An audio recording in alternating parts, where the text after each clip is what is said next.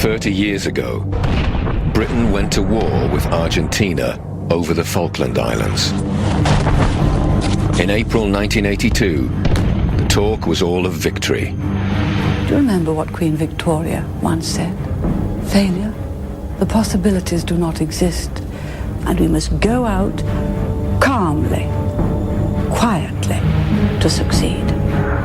But what's been forgotten is how close we came to defeat. If you rerun the Falklands War with the mistakes on both sides eliminated, the Argentines win. Hands down, every time you run the tape. This is the story of how we nearly lost the Falklands War. It was a shock to see one's own ship explode, burn and sink before one's eyes. It will uncover the mistakes that stacked the odds against young British servicemen. So they hadn't seen how deadly those guys could be.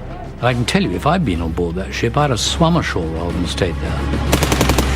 And reveal just what it took to overcome those odds. The snipers were really good.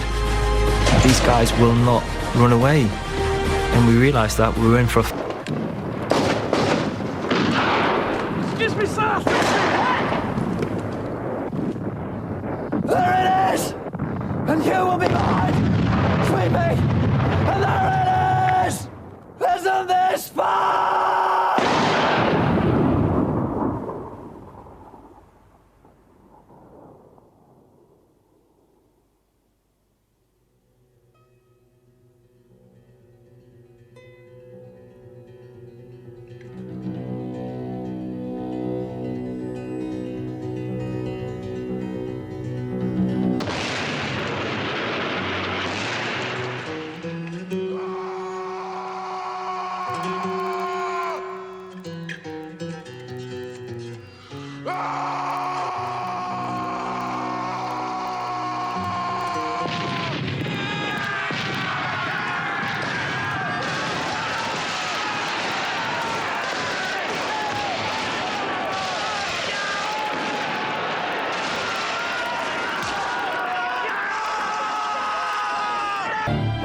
He said to me, I have told the politicians that this will be a serious and bloody business.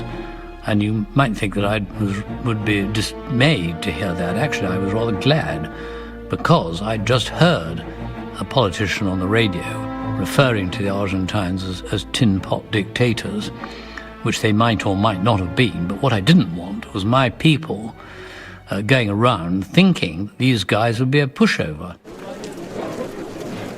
But this was not the message being presented to the British public. Margaret Thatcher was bullish about Britain's chances of success.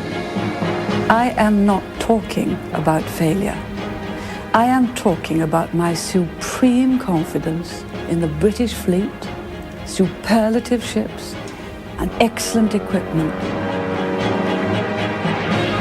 Soon after she spoke, some of Britain's most modern warships would burn and sink. Many British troops would be sent to the Falklands with inadequate equipment, and men would die in unnecessary disasters. 2 days after the Belgrano was sunk, the Argentinians struck back, hitting HMS Sheffield, one of Britain's most modern destroyers. That was a big shocker.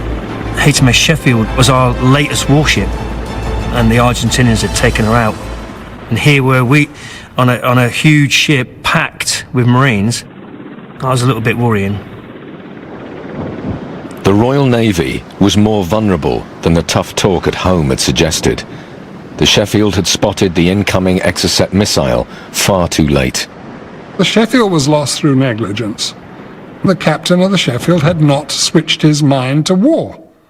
Otherwise he would have had all his electronics on. He'd have told the crew that they could not send messages home to their loved ones, and he would not have had the galleys frying up chips. Ian Gardner and his company of Marines were still on troop ships bound for the Falklands. The Argentinians had recently bought 5 air-launched Exocets. These half-ton missiles could seek out and destroy a ship from over 30 miles away.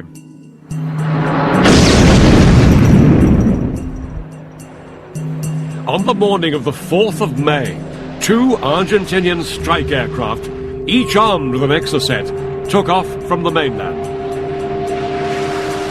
On that particular day in 1982, Woodward posted 3 ships like this as his front line of defence. They were destroyers: HMS Coventry, HMS Glasgow and HMS Sheffield. They were armed with anti-aircraft missiles. These ships could shoot down aircraft, but they were unreliable against low-altitude targets like Exocets. That morning, things had been relatively quiet for the British task force. This is Alpha Whiskey, weapons free, Baker 5017, a strength 2. Then, just before 2 o'clock, the Argentinian aircraft were picked up by the radar room on board HMS Glasgow. Glasgow immediately sent an urgent warning to all the other ships and went to full action stations herself. Break! Now going atop the ship. Reminder for Command A remains to coordinate and fire full steadfast. But 20 miles away, on board HMS Sheffield, the scene couldn't have been more different. Here, the ops room wasn't fully manned, and only part of the message from the Glasgow was picked up. But it was worse than that. At that exact moment, HMS Sheffield was using its satellite equipment to send a message back to Britain, and that blocked its radar. The Sheffield couldn't see the Argentinian aircraft approaching. Aircraft now turning inbound at red 100. Back on the Glasgow, 2 fast-moving dots, possible Exocet missiles, suddenly appeared on the radar screen and were closing in at 700 miles an hour.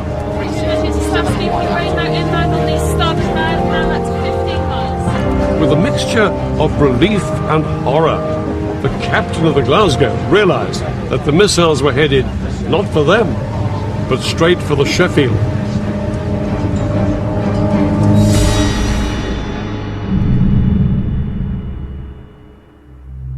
HMS Sheffield was the first British ship to be destroyed by enemy action since the Second World War. Of the 281 men aboard, 20 were killed and 26 were wounded.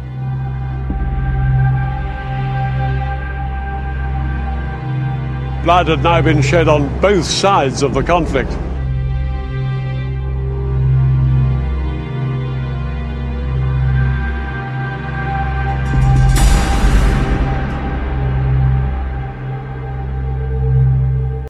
¿Cuál fue su reacción cuando escuchó las noticias sobre Sheffield? Me sentí conmocionado. Tengo la esperanza de que se llegue a una solución pacífica. Me gustaría que todo se resolviera por la vía diplomática. Pienso que eso sería lo razonable.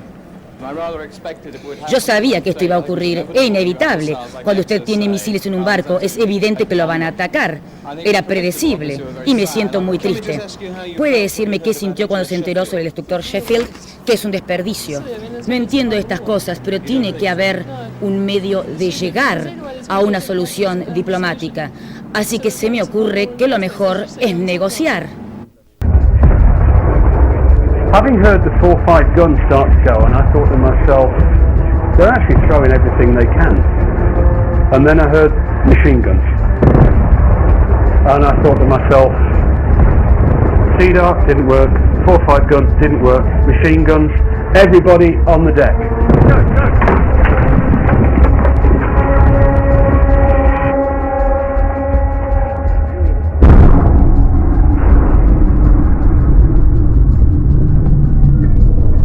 I then heard 2 thumps. It wasn't bangs, it was thumps, which now would appear to be the 2 1,000-pounders penetrating the port side of the ship.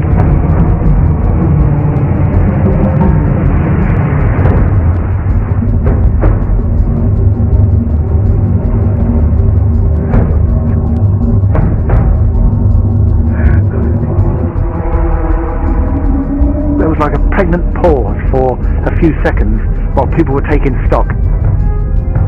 Suddenly there's nothing else we could do, and there's a terrible hush in the ops room, and that seemed to last for a long time. Nobby Northeast and a couple of the others were actually just sat on the deck with their backs against the CCX. And I said, "Hey, I told you to hit the bloody thing!"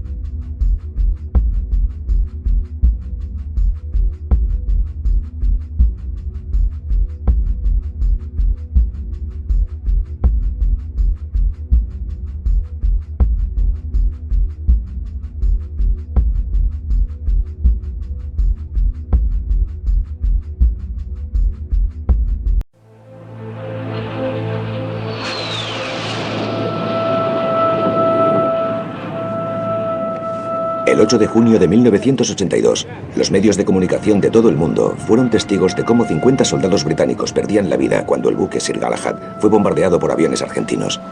Me levantó como si fuera una muñeca de trapo. Yo llevaba entre 15 y 20 kilos de material, pero fue como si fuera una pluma. Y entonces llegó la primera bola de fuego. Era roja y venía hacia nosotros. Y lo único que pudimos hacer fue girarnos, porque llegó en cuestión de milisegundos.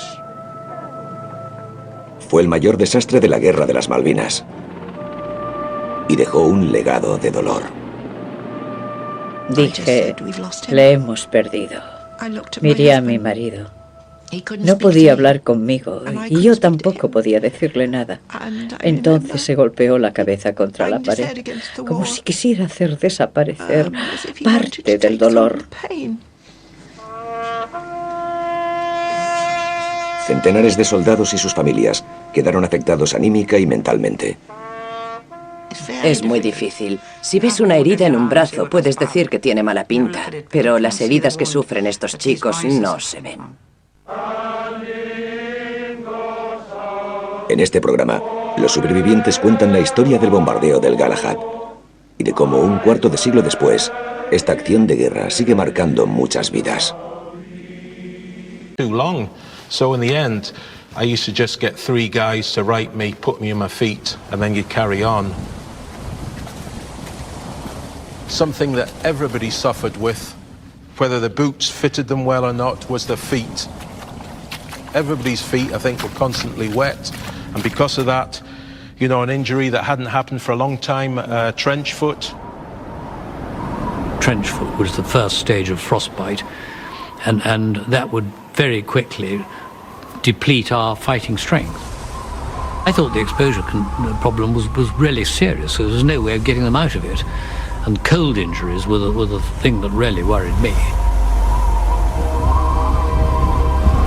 The shortage of helicopter transport meant that the troops' rations didn't always reach them. Young men who'd never really been hungry beyond a healthy appetite, burning perhaps 5,000 calories in a day, no food. The hunger consumed us. We would talk endlessly about what we wanted to eat. I felt giddy, I felt jumpy, I felt irritable. It was similar to not having slept. You started not making rational decisions, started thinking irrationally.